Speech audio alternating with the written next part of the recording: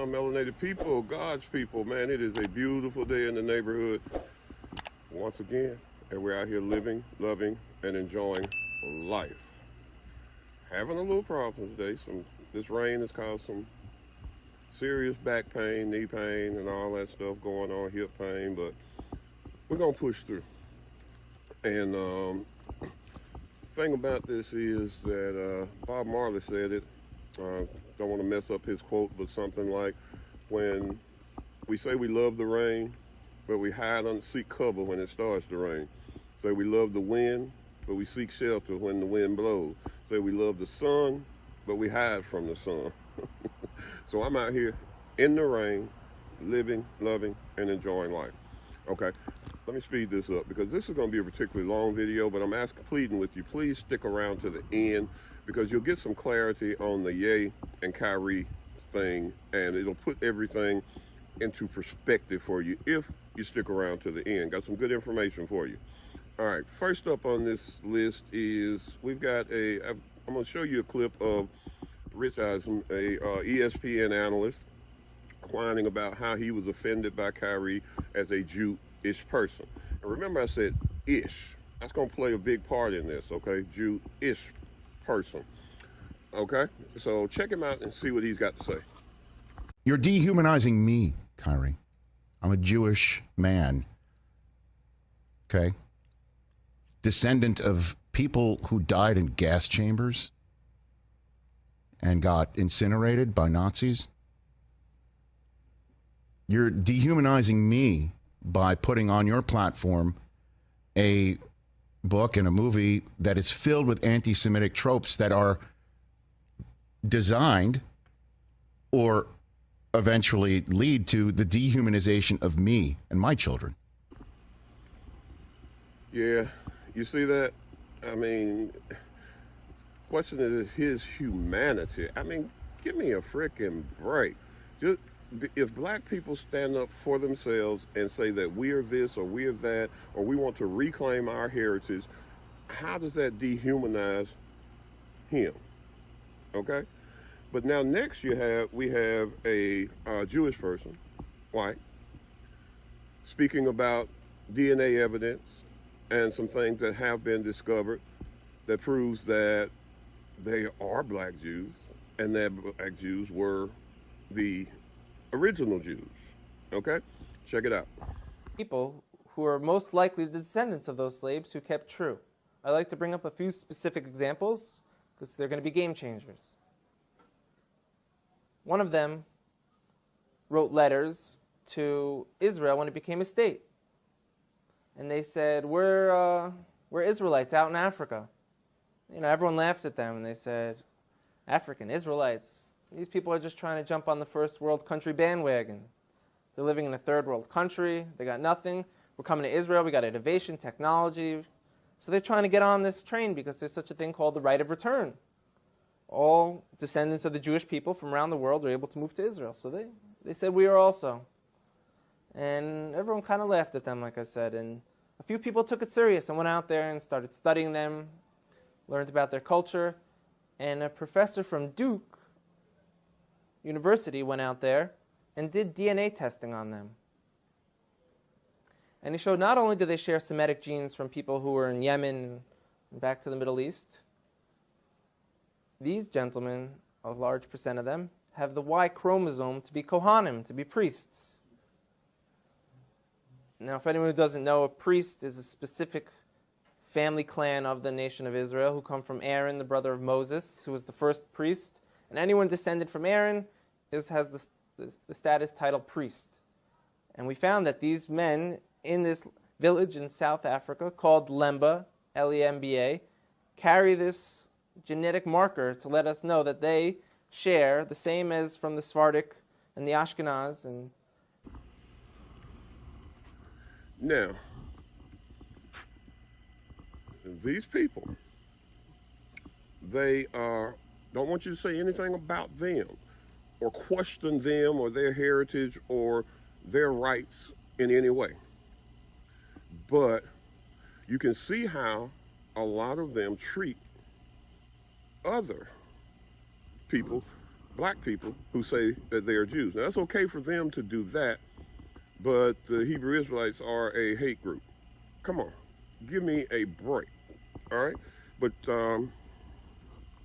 check this video out, and this young lady has some interesting things to reveal to you. California only has 100 Ethiopian Jews, including Samu and his family. Arriving at the age of 3, Esther, now 40, tells us about her school career in Beverly Hills. I went to a Jewish private school from about 5 years old until I was about 14, right before high school. It was interesting. I was the only black girl there. Everybody else was white around me. I remember that there was a rabbi in our school. Actually, he was a substitute teacher, and he came for the day. And I remember coming back from recess, and he stopped me in front of everybody, and he said, "Stop, what are you doing here?" And being an 8-year-old or 7-year-old, I think during that time, what would somebody answer? Of course, I go to school here. And he said, "Well, you're not supposed to be here." And I said, "Why?" And he said, "Because you're black." I think that's one of the moments when I actually realized that I was different from everybody else. I mean, I knew I was different, but I also knew that I was color different. Eleni, an African-American Jew of Ethiopian descent, has also experienced racism in the Jewish community. People should really take the time to get to know, especially in the Jewish community, get to know their neighbors and get to know the people that comprise the Jewish people, and not perceive that it's only Ashkenaz Jews that are out there, only Sephardic Jews that are out there. And I think it's really tiring to explain over and over again who you are and what you're doing in shul. Here is some more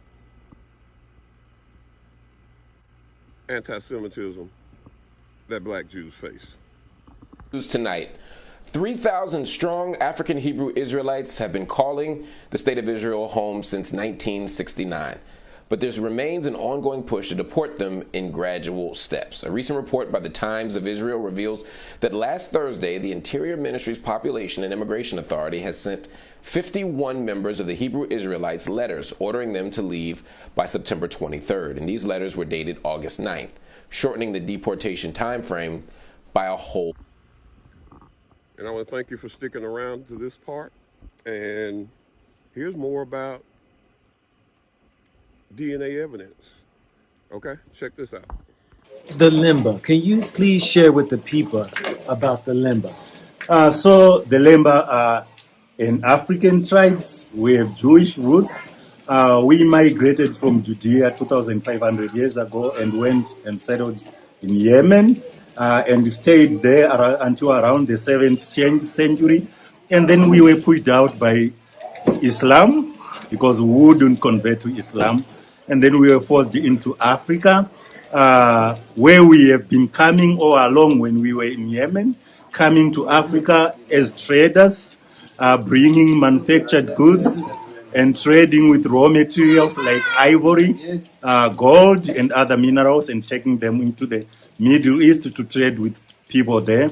And so when Islam rose around the 7th century, we were forced out because we wouldn't convert as Jews. And then we came to Africa and settled for good. And we have been here until 700, from 700 AD, rather CE, until present day. So you all have a history, a long history of where you started and began. Yep. And where you migrated across. Yep. Now, I know that there has been some talks about the validity of being one of the tribes of Israel. Yep. And I know there have been those who've come into Africa, whether it's doing research or checking with you all's story, trying to see whether or not they could debunk whether or not the story is true or not. But they find that it's true that you all have a long history, a lineage of being, the tribe of Israel. Yep. Look, it's common when such an interesting story comes up for people to doubt it, and others outright dismissed it, and others came to verify. And part of those who came to verify came and did DNA, selecting people from the Lemba tribe. And we were genetically tested, and it came out that we possess a Kohanim gene prevalent in male Lemba that is more concentrated than Jews from Europe, for example. So that put paid to those who doubted our story. Now they are no longer claims. This is the truth. It's the truth. So there it is. There's DNA evidence. There's all kinds of proof that shows that, you know, black people, I would say possibly, but not possibly, that they were the original Jews. We know that we were the original people here. We know that we were the first on this third rock from the sun. We know that. So why wouldn't it line up that black people are the original Jews and everybody else that came along were integrated into or came or converted to the religion or the way of life or whatever you want to call it? Okay? It is time that black people, whether you think you're indigenous to this country, whether you think you're Hebrew Israelite, whether you think that you came over on an African slave ship, it don't matter. What you need to know is that you have a right to speak up, to find your true history, because our history has definitely been hidden. Nobody can argue that. The history of the black person on this planet has been pushed down and suppressed. Nobody can argue that. Nobody.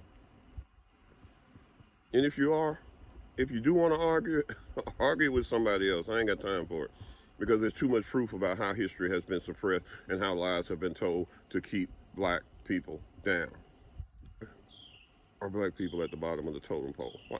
Well, because we've been constantly suppressed, and every time we stand up and try to investigate our history, we're suppressed and put down by the FBI, by the police, by the government, by everybody. And Kyrie and Kanye are a definite example of that. And we need to start standing up for ourselves. And when people say things about us, we need to start reacting like the Jewish people. And I said I was going to address that ish. When you put ish, an associate of mine reminded me of something. When you put ish on something, that means that it is like something. So they call themselves Jewish people. What does that tell you? I'm out, my melanated people. Be blessed. Have a wonderful day. Touch feet to soil. Get you some sunlight. And most of all, love your melanated self. Be blessed, my people.